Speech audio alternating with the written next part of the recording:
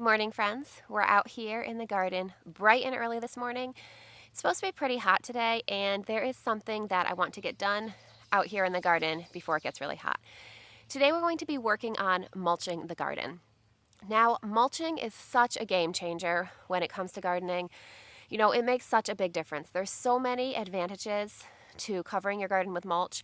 Now, I realize that everyone's growing in different conditions. A lot of this is going to be area dependent. Mulch may make less of a big difference for you depending on where you are, but for me, it really does make a big difference. So for mulch today, I just have this really finely chopped up straw. I think I got this at Tractor Supply or something like that. I got it last year, and I had this left over. So this is what we're going to be using today. But there are so many different options for mulch out there. Now, you can get the straw that's not as finely chopped. There's pluses and minuses to both. I really like this finely sifted straw because it's very easy to spread in the garden. You know, when you get the whole straw, sometimes it can be, Clint says good morning, by the way. Sometimes it can be a little bit challenging to get that to really fit around the base of your plants. You have to kind of mess with it a little bit. But I do find that if you use the whole straw, you'll get a little bit of a thicker covering, and I think that it might be a little bit more effective. So it kind of, you know, there's pluses and minuses to both. So I'm not sure what I will use when I go to buy straw next year. I'm hoping that the mulch that I have here will be enough for this year. So as I said, this straw is an option. There's a couple different kinds of straw, but there are lots of other options you can use for mulch in your garden too. So over here, you can see the garlic patch, and this is mulched with just a layer of fall leaves. That's because I planted this garlic in the fall. So when I planted this garlic in the fall, I wanted to make sure that it had a nice thick layer of mulch to really kind of blanket it for the winter, to help it get through that winter and just to really have a chance to sink its roots into the soil before it got really cold and the ground froze solid. So in the fall, you know, fallen leaves are abundant, at least where I am. So I planted all my garlic, and then I covered it with a nice thick layer of fallen leaves, and that really helped to insulate it over the winter. Fallen leaves can be another option, and they can be a really affordable option if you're in an area like me where you have lots of trees. So some people kind of caution against using fallen leaves because they say, you know, it's kind of almost paradoxical. Some people say that the fallen leaves will form a dense mat and make your soil really get waterlogged and hold in too much moisture.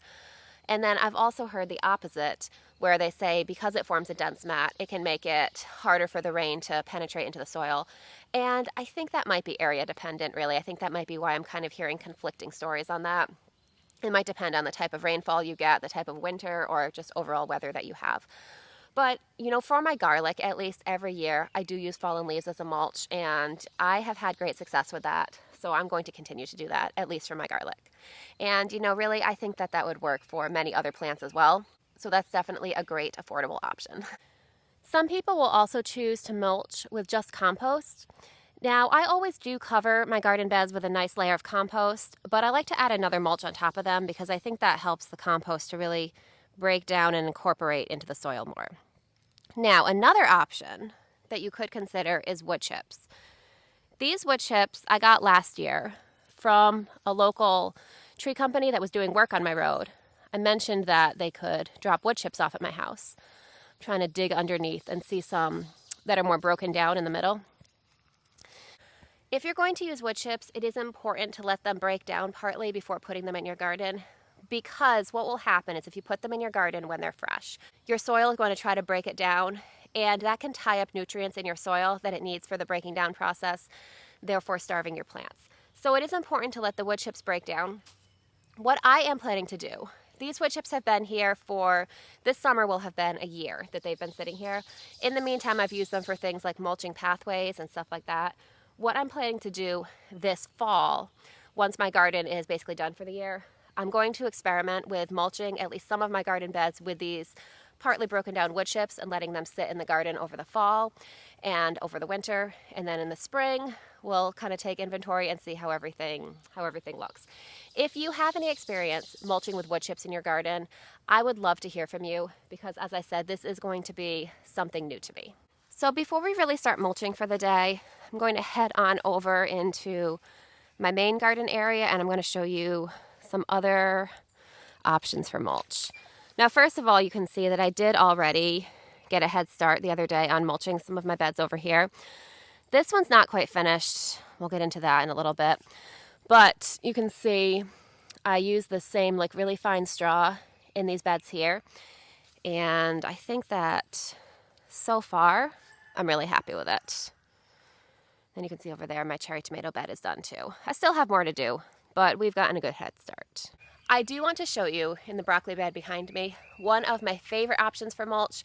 It doesn't always work in every situation, but whenever it makes sense, this is probably my favorite option for mulching.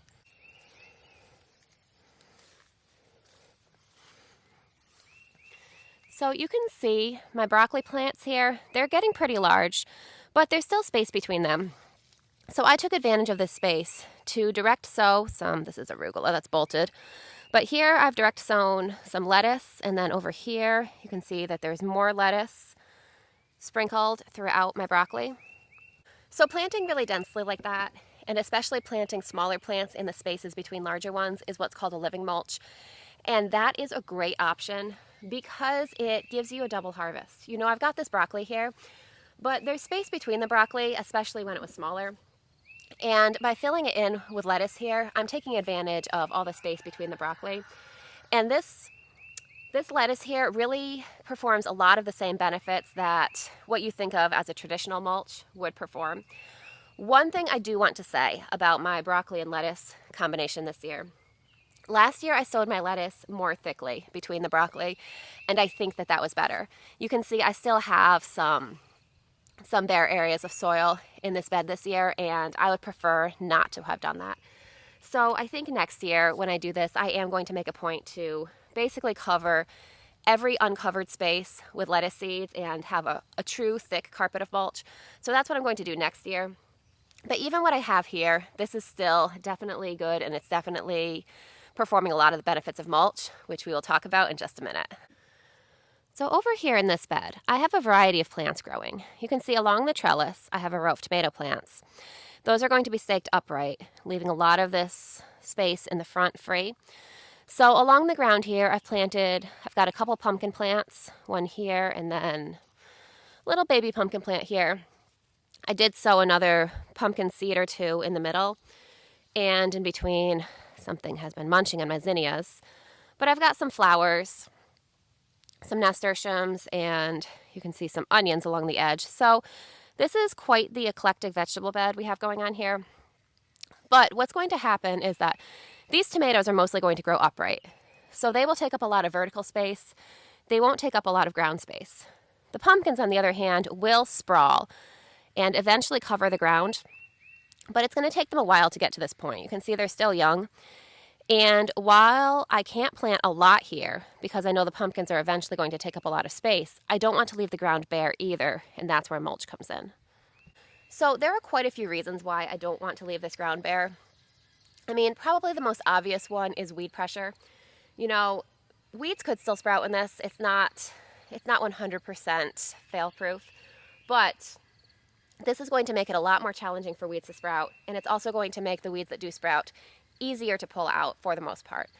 So by covering the ground with a nice thick layer of mulch like this, you know, I say thick, it probably could really be a little bit thicker. But, you know, I've got a couple inches of mulch on this bed here, and that is going to definitely reduce the amount of weeds that I'm going to need to deal with. As I said, it won't eliminate them completely, but it will make my job a little bit easier. Probably my favorite benefit when it comes to mulch is water conservation. You can see, if I lift this up, you can see underneath the mulch, there's a lot of moisture in there. And this mulch is really going to allow the soil to hold on to the moisture as much as possible, rather than bare ground. When it gets hot out, the sun can just evaporate that moisture, and then my plants are a lot more likely to struggle.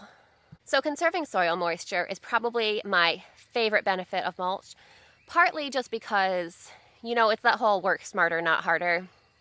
It's that whole concept. Because by taking a little bit of time to lay down this mulch, I'm saving myself a lot of time watering later. Now, even if I had drip irrigation, you know, I don't have drip irrigation, so that means watering by hand. So it's definitely saving me a lot of time. But even if I did have drip irrigation, it would be saving me a lot of resources to have this mulch, because then my plants wouldn't be constantly thirsty for water. I mean, they aren't going to be constantly thirsty for water now that I have the mulch here. When we get into the heat of summer, the sun can get very intense. You know, I'm here in Connecticut, so people in the South are going to struggle with this even more than I do here. But here in Connecticut, the sun can get pretty intense in the summer, and any bare soil, the sun can just evaporate and suck the moisture right out of that. And then my plants are going to be left struggling, especially if we have periods of prolonged drought. Now, I am still going to need to water even with this mulch, but this will make the watering that I do more effective by allowing the soil to really capture the moisture before the sun has a chance to really whisk it away. So you may notice in my garden here, I haven't mulched everything yet, but I have made a priority to mulch my tomatoes. So my beds that have tomatoes have been mulched already, and that is because tomatoes, they're thirsty plants, but they're also incredibly disease prone. And some tomato diseases are soil borne, and I want to prevent splashing on the leaves. So, you know, when the rain comes down, especially when we get a really heavy rain, and this soil is bare, it can splash soil back up on the leaves, and that can lead to disease spreading or disease taking hold. So I obviously want to prevent that. So by using this soil, by using this mulch to cover the soil, I am preventing that from happening. So that is a really important benefit of mulch as well. So next week, my family's actually going on a camping trip. By the time you see this video, we'll be back. But since we're going to be gone, and it's going to be basically late May into early June, it has potential to be really hot at that point. The sun has potential to be really strong. I want to make sure that my plants can survive a few days without me. So that's why I want to make a point to get this mulching job done before we leave. Now, this can be especially important when you have young seedlings. You know, my tomato plants behind me, they've been in the ground for a couple weeks. They probably even already have a fairly established root system and can reach fairly deep for soil or for moisture in the soil. But I have some plants, some little seedlings that I've just transplanted that would struggle a little bit if they weren't watered regularly. So I've got a couple little freshly transplanted seedlings. I've got a little holy basil here, a cosmos. Even my pumpkins are pretty freshly transplanted. This kind of gives them a little bit of a gentler transition into the garden by allowing the soil to hold its moisture longer and giving these a little bit of time to get established. So for the most part, as I said, what I like to do is get my plants planted and then spread the mulch around them. But sometimes I do it a little bit differently. So here you can see I've got a couple squash plants. These are my butterbush, which is like a bush variety of butternut squash. But then in the mulch here, you can see little divots. So I transplanted these squash seedlings out, transplanted this little cosmos out, but then in between them I wanted to plant bush beans. So to plant the bush beans, I just kind of move the mulch aside till I get to the soil, plant the seed in the soil, and so you can see these little divots here. So within probably a week or so, I should have little bush beans all sprouting up all along here. Over here, I haven't mulched yet. You can see I had a lot of winter sown Asian greens here, which some creature really enjoyed the flavor of, apparently. As you can see, the majority of them are either gone or very heavily eaten. So I'm not sure what I'm going to do here. I may end up pulling these out and planting more bush beans, more squash. I'm not sure exactly. But for now, basically because I haven't figured out exactly what I'm doing here, that's why I haven't mulched yet. But this side of the bed is mulched, and the far side, as you can see, more tomatoes here. We talked about mulching for those. So we're heading back over to the side yard garden now because that's where I'm hoping to get some mulching done this morning. An additional benefit of mulch, especially when it comes to cool weather plants like the plants I have in this bed here, is that it helps regulate the soil temperature. And that actually, I know I mentioned cool weather plants. In the summer, that's important, but warm weather plants can benefit from a little bit of temperature regulation too. Hold temperature a lot more easily than the air tends to hold temperature, which is why in the spring it takes the soil longer to warm up than it takes the air, and in the fall it takes the soil longer to cool down than it takes the air to cool down. But plants really don't like a real lot of temperature variation in the soil. For example, these cool weather plants behind me would really prefer that this ground stay cool as long as possible. Where warm weather plants, for them it matters more, this aspect of mulching matters more towards the end of the season when we're hoping to keep the soil a little bit warmer as long as possible as we're starting to head into winter. So, you know, the same way that it protects against dramatic moisture variation, it also protects against dramatic temperature swings in the soil as well. In this back tomato bed here, I'm also experimenting with using nasturtiums as a living mulch. You can see I am using traditional straw mulch as well. But I planted trailing nasturtiums in between all my tomato plants. You can see that they're just coming up and very tiny right now. But my hope is that because they're trailing nasturtiums, they should spread a lot. So because they're going to take a while to get established, I am laying down the straw mulch as well. But I'm hoping as the season goes on, those nasturtiums will really spread, and they should both protect the soil with an extra layer of mulch, and they should also be beautiful. So I have high hopes for those. So I'm going to start in this bed here. You can see this bed is primarily tomatoes, but I've got lots of other plants too. I've got some onions growing along the edge, got some basils here, various flowers, and then to climb up this trellis, I have some melons here. I have had a lot of my seedlings in this family, melons, cucumbers, squashes, things like that, get eaten right as they've sprouted. So I started putting these little collars around them when I plant them. I'm not sure. So far it seems to be working. So we'll see what happens as the season goes on. So all of these plants would really benefit from a good mulching. So I'm just going to take this straw and just spread it around the bed, and my plants will be really happy.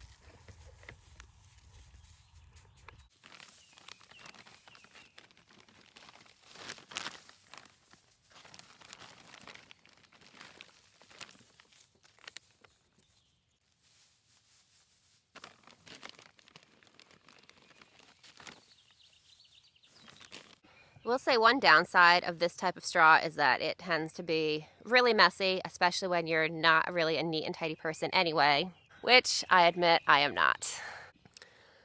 So this first bed here is all mulched, and kind of an extra benefit that I didn't mention is that I really love the neat, organized look that it gives the bed.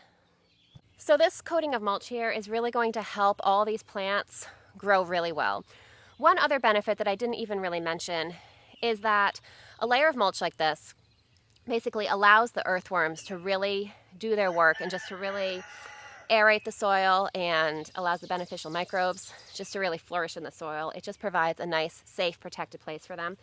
So overall, mulching is going to improve the quality of your soil long term as well. So I'm really happy that I got this bed done before we go out of town. I have a couple more I have to get to, so I'm just going to hurry up and try to get that done before breakfast this morning. So thank you so much for joining me in the garden today. I'm so glad that we got to get some of these beds mulched together and talk about some of the reasons why mulching is so important. If you have any other benefits of mulching that I forgot to mention, please go ahead and share those in the comments, because I would love to hear those. So I hope that you are having a great day. I hope that your gardens are growing abundantly, and I can't wait to see you soon. I'll see you next time.